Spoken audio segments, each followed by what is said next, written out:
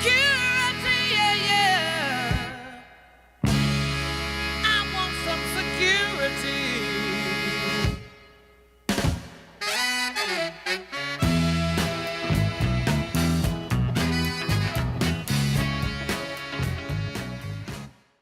Very briefly, you can describe the operation of the Guardium system as a process of capturing database sessions using STAB agent.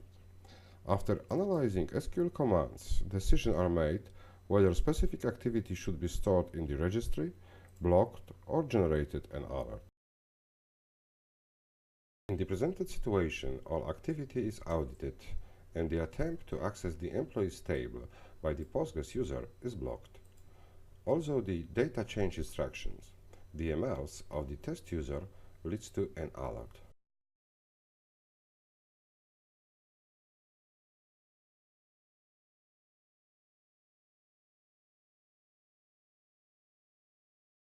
The system response is fully customizable and defined through Guardium Policy.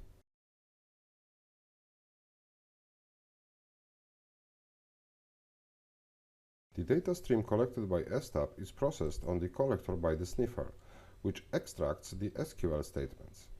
Each SQL is parsed and its information is identified within two basic parameter groups: connection attributes such as source destination IP address, database username, database port, and common attributes such as SQL instruction, object, column. The policy goal is the session or SQL command identification, which we are interested in, and to trigger the right action.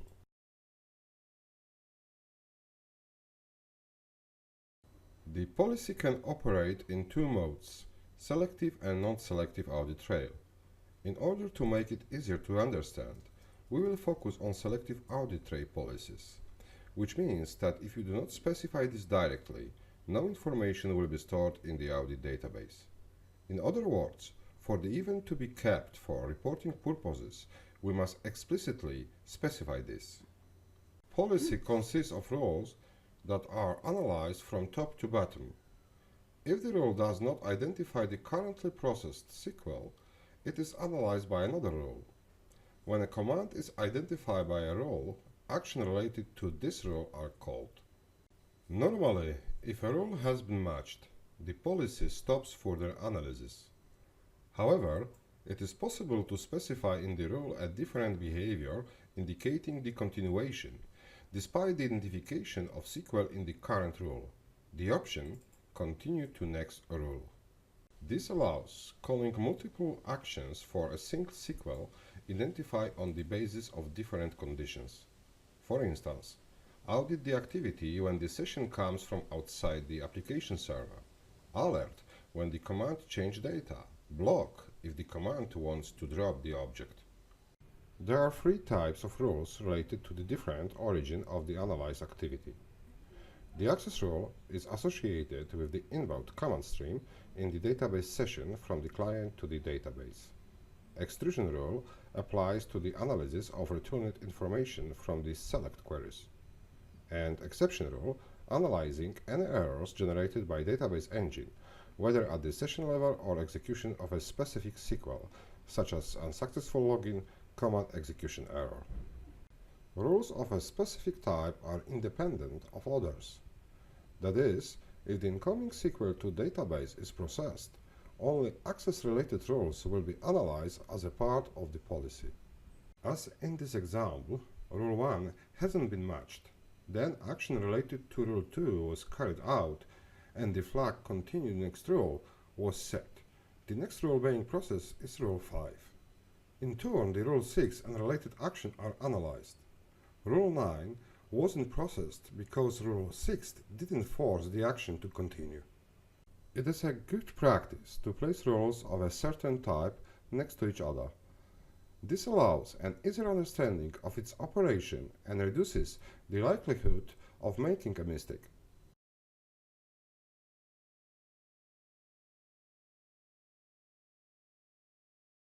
We will build the first policy now, install it on the collector and test its operation. Policies are synchronized within the entire Guardium environment Therefore, it doesn't matter where it will be created or modified.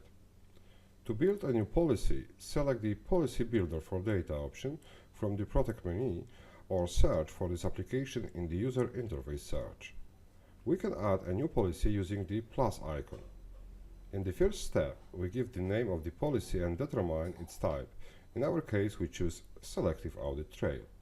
We can also specify a category, but for now it isn't important for us. We save the policy using the Apply button. We can now add rules to the policy. Edit Rules button. Rules are added using the Add Rules button. The drop-down list contains the previously mentioned three types of rules. We add the Access rule and go to the Extended Rule Editing view. Each rule consists of three parts. In the description, we give the name of the rule and some additional information. The second largest part of the rule creation screen is used to determine the conditions that the analyzed SQL must meet to be matched by the rule. In a moment, we will take a closer look at these options, but in our first rule we will leave the all values empty. This means that the rule will not filter traffic and each SQL will be matched here.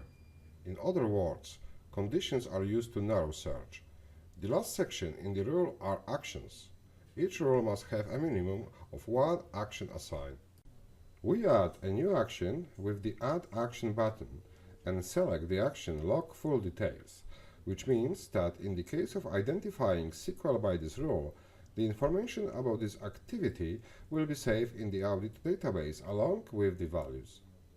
The difference between a regular and full audit login is described in the article about Guardium reporting available on my blog.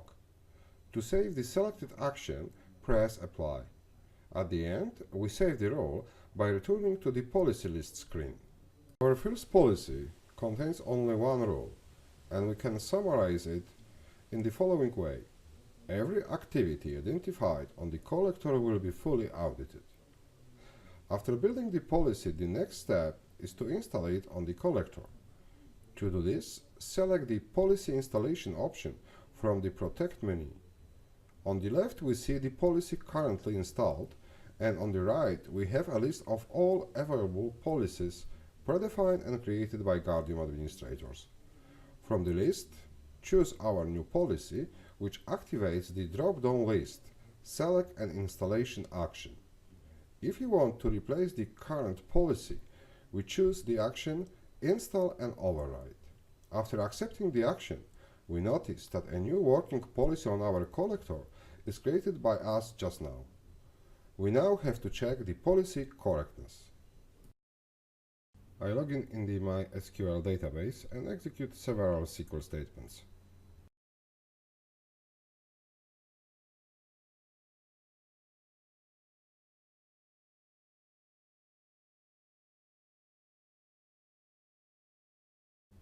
The Guardium report shows all database commands I have made.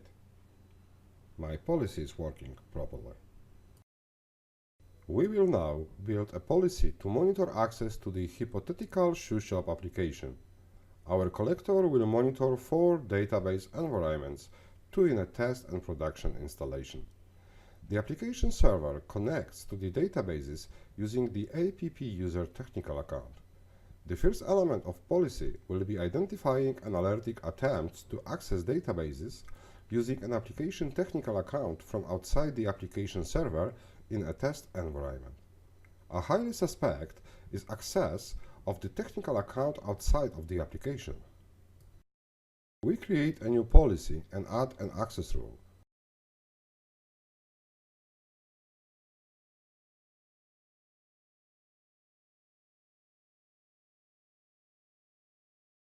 We narrow down the filter to the test databases only. In the server IP field, we can only provide one server and mask. Therefore, we will build a group that lists the test database machines. The group's icon is used for this.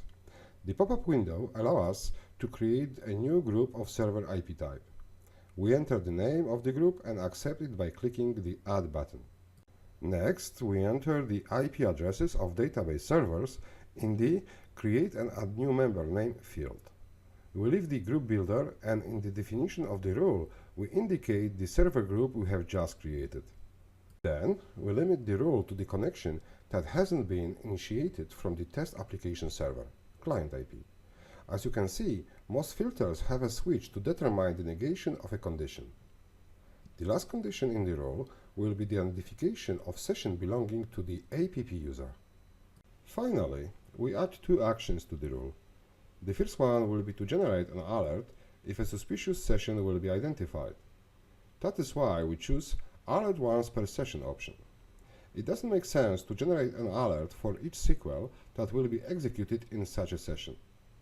We add alert notification via syslog and add the action using the apply button. The second action will be a detailed audit of the entire session, the log full details action. We save the rule and then install the policy on the collector.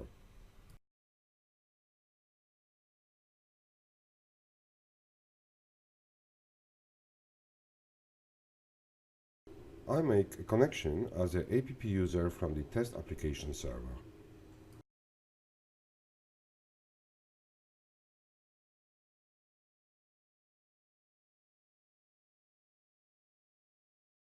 The Guardium report doesn't show this activity, nor has an alert been generated.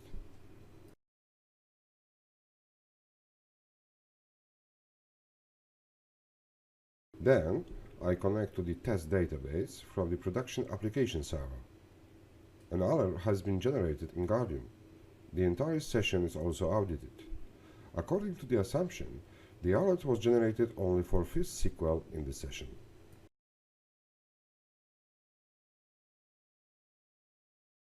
I have to add a similar rule for production servers. Therefore, it is necessary to edit the installed policy. For example, in the installed policy view, select the edit icon. In the sub-window, we add a new access rule. We need to create an additional group pointing to our production databases. After switching to Group Builder, I use the option of cloning a previously created group, sets the correct name, and saves the group by going to its editing. I modify IP addresses to point to production databases and return to the rule view.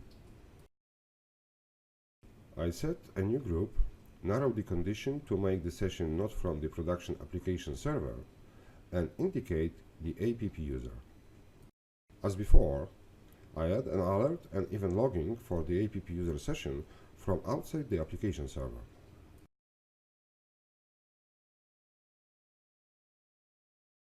The new policy isn't automatically installed on the collector. In the installed policy view, we see that it still contains one rule. It should be remembered that changing the definition of an element of working policy requires its reinstallation. This can be done by pressing the Run Once Now button.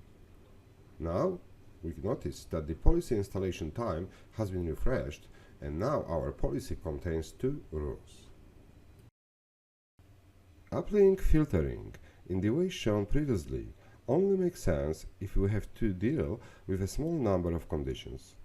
If our policy would also inform about non-local root user sessions and control access of administrators, such an approach would make the policy illegible and also requires many processing operations for each SQL. For example, M. Kowalski, P. Nowak, and Z. Szpigiera administrators can connect to production databases only from designated workstations or locally on the database server. Then, you would have to add additional rule for each user. We will try to put all these conditions in one rule now. We modify the installed policy by adding a new rule, unknown access vector. We restrict access only to production databases, and instead of specifying the conditions of client IP and DB name, we will use 5 items tuple. For this purpose, we will create a new group that stores 5 parameters together: client IP, database client, database username, IP server, and service name. In our case, we will only fill in the values of client IP and username, because we define the IP server independently in the rule, and the remaining fields are in the case insignificant. If you want to skip the processing of some fields, we enter the % sign. As I'm indicating here, it's about access to the P. Nowak user from the address 192.168.112. In the meantime, I've added all the elements to our group, and we can summarize them as follows. Administrators logging in with indicated IPSs of their workstation and locally on the database server, a root user can log on locally. It should also be noted that pointing the IP server filter out of the connection group also indicates the ability to log in the administrators and root between production database nodes.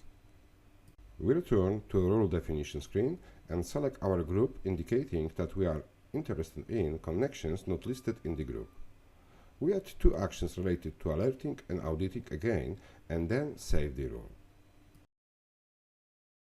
At this point, it is worth noting that the previously added access rule for the APP user can also be placed in a rule that uses the connection description defined by 5-item tuple. Therefore, I return to the addition of the rule and then the group, and add an entry specifying the APP user connection from the production application server.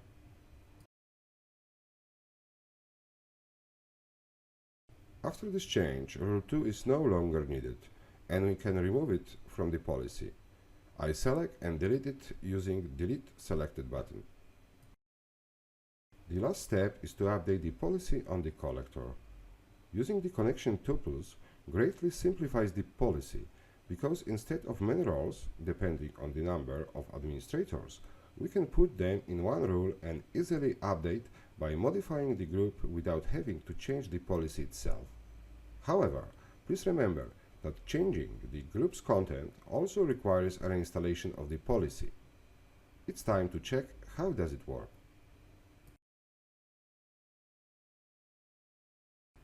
P. Novak, administrator, connects to the production database from his workstation. Nothing is registered and no alert is generated.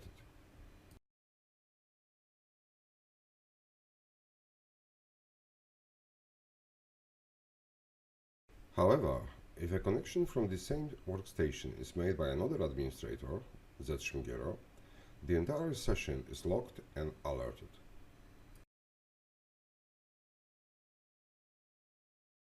In the case of MySQL Workbench tool, after logging in to the database, the SQL query windows automatically open, which uses an additional session. In other words, logging into the database opened two independent connections, and therefore two alerts were generated. Also, if the connection to the database uses a root account and is initiated from outside the database servers, the sessions are logged and alerted.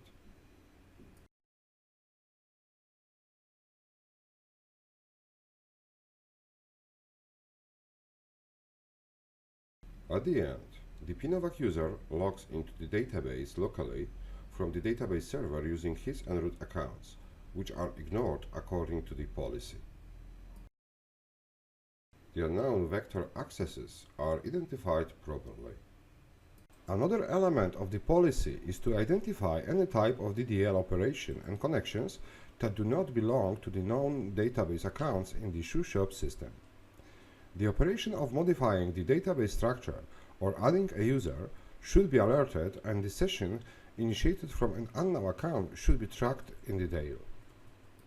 We start, as before, from editing the working policy by adding a new access rule, DDL's execution. We are interested only in database environments. To identify commands, we will use the command condition and use the predefined DDL commands group for this purpose.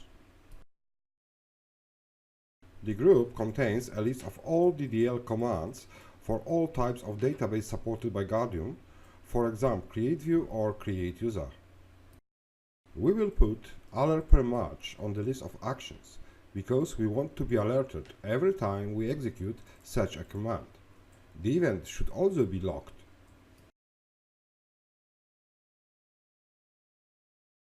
The newly added rule has a broader connection scope than the one previously added, so we should place it above.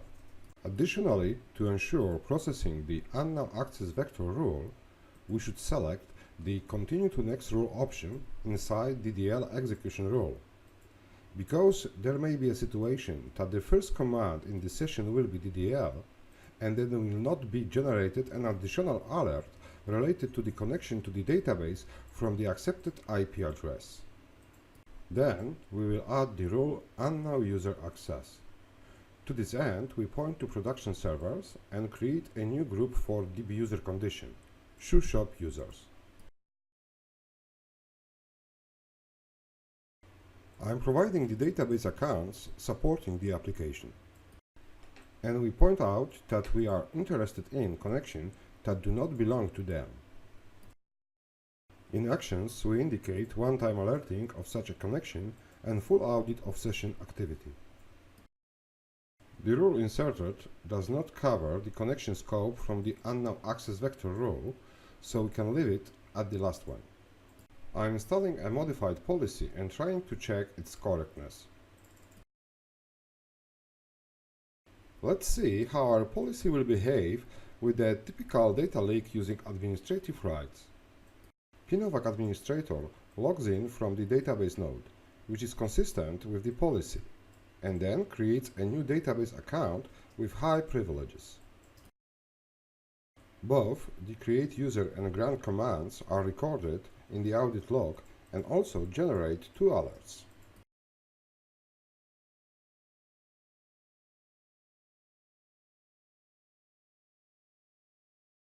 Then PNOVAC logs in to the system using a new account and downloads sensitive data.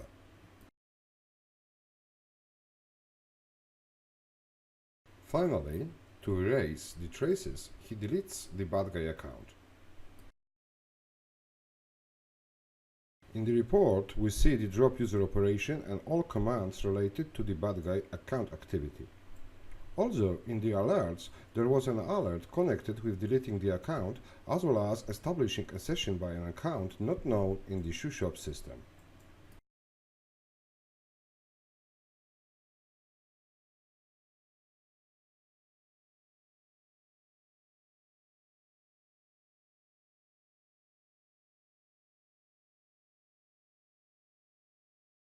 We will now try to identify the modification of the data in the shoe shop application scheme when the connection is not related to APP user from the application server. Data changes initiated by the application are usually monitored at the application level, or more correctly, should be monitored. In addition, we usually do not have information about the context of the application user in the SQL stream, which reduces the importance of such a login.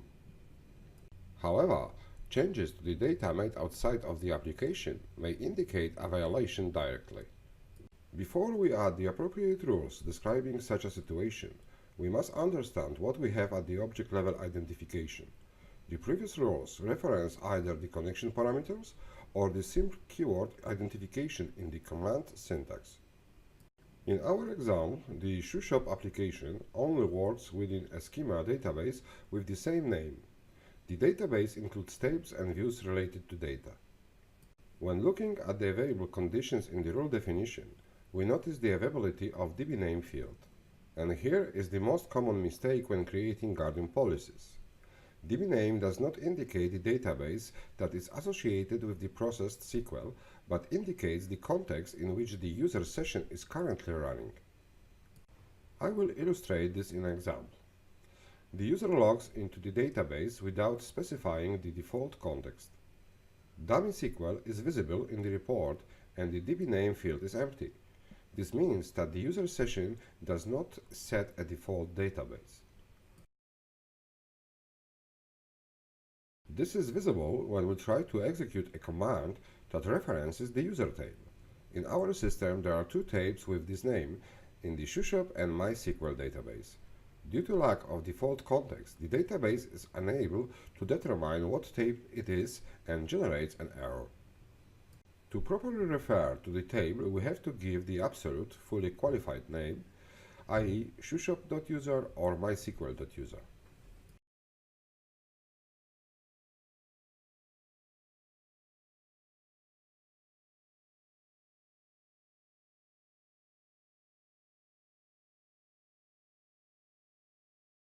Next, we set the database context and notice that in the report this information is visible in the DB name field.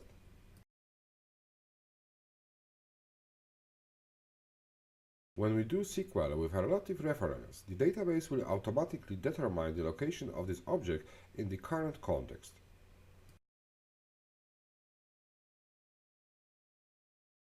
In case of use the fully qualified object name, the database context is ignored. In the case of a SQL command with references to many objects, context information is crucial to understanding which objects and in what order they will be processed.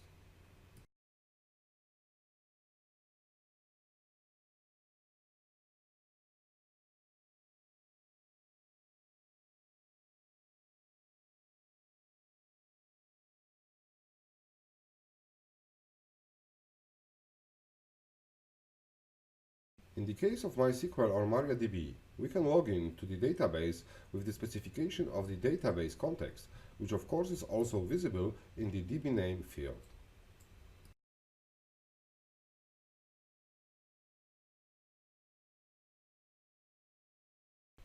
To summarize, the DB name field in policy allows us to specify a database references in SQL when the relative name of the object is used. When a fully qualified name is used, the value of DB name does not matter. With this in mind, we'll start creating rules for monitoring DMLs in the ShoeShop database. We add the rule DMLs out app user number 1.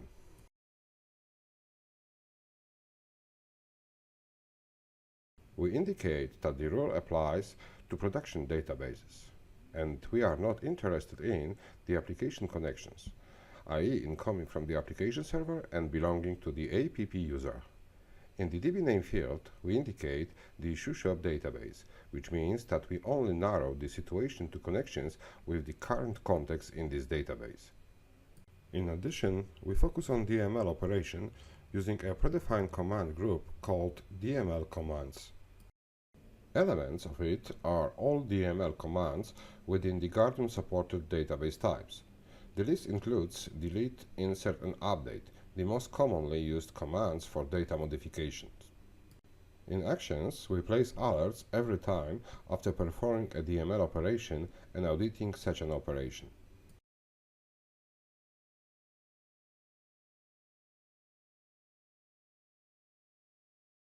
The rule added provides DML identification in the context of the schema. We still need to add a rule that identifies object references by a fully qualified name. For this purpose, we clone the previous rule because they will differ slightly. I mark the rule using the Copy Rules button. In the subwindow, indicate the policy to which the rule will be copied and its location, in this case at the end. We are editing the copied rule and set its name to DMLs out app user number 2. This time, we are interested in the situation when the field DB name does not point the ShoeShop database. To ensure that any fully qualified name referring to the ShoeShop database were covered by the rule, we insert the pattern ShoeShop.$, which indicates each object in the database referred directly. Finally, we save the changed rule. Both new rules are at the end of our policy, behind wider rules. Therefore, to be sure that they will be processed, we will put them behind the rule associated with DDLs. In addition, we will modify both, so that after processing, even in the case of identifying DML operation, they were also passed over subsequent rules with a wider scope. For example, DMLs is the first command in an unknown user session. As always, at the end, we reinstall the policy and check its operation. The administrator logs in from the database server with the session context and executes commands that are not DDLs or DMLs. According to the policy, they are not locked.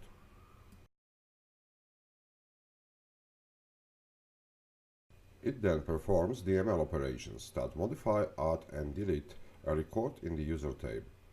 The reference to the object is relative.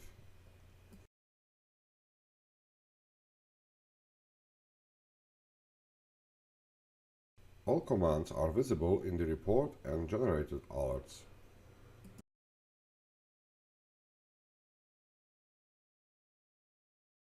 The session context is changed to the MySQL database and DML operations are performed again, which are also properly alerted and reported when the reference to the table user uses the fully qualified name.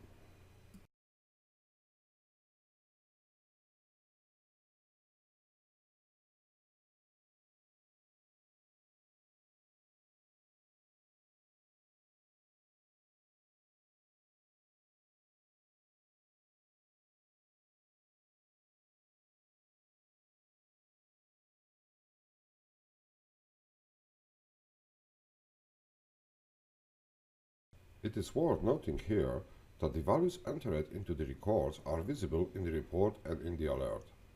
In the case of sensitive data, it may be necessary to mask them. Card data, personal data. We'll start with masking data in the report. The simplest method is to replace log full details with log mask details action. This action continues to update events with details but converts values into a sync question mark. You can also approach the issue at the report level and display data without details for DML operations. I'm modifying both rules and updating policy.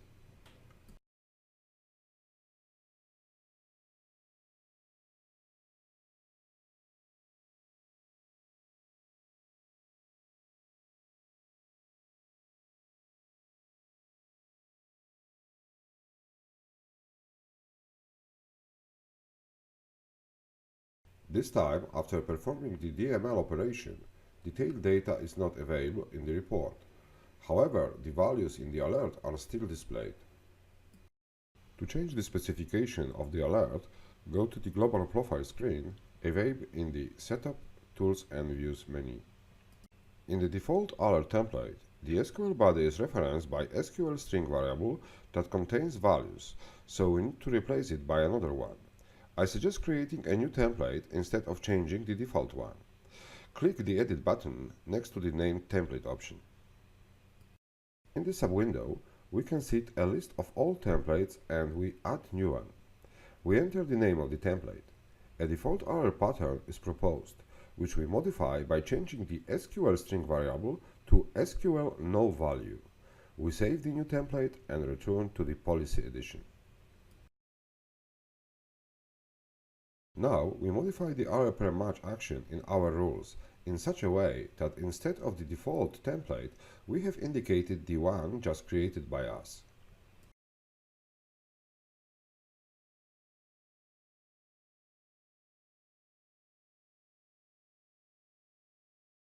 We again reinstall the policy on the collector and check its operation.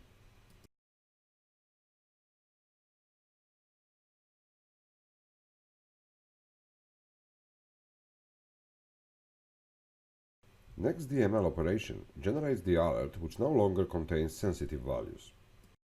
This is where I finish the first part of the Guardium Policy tutorial. In the next, I will deal with the rules related to errors and access based on objects and columns. Secure.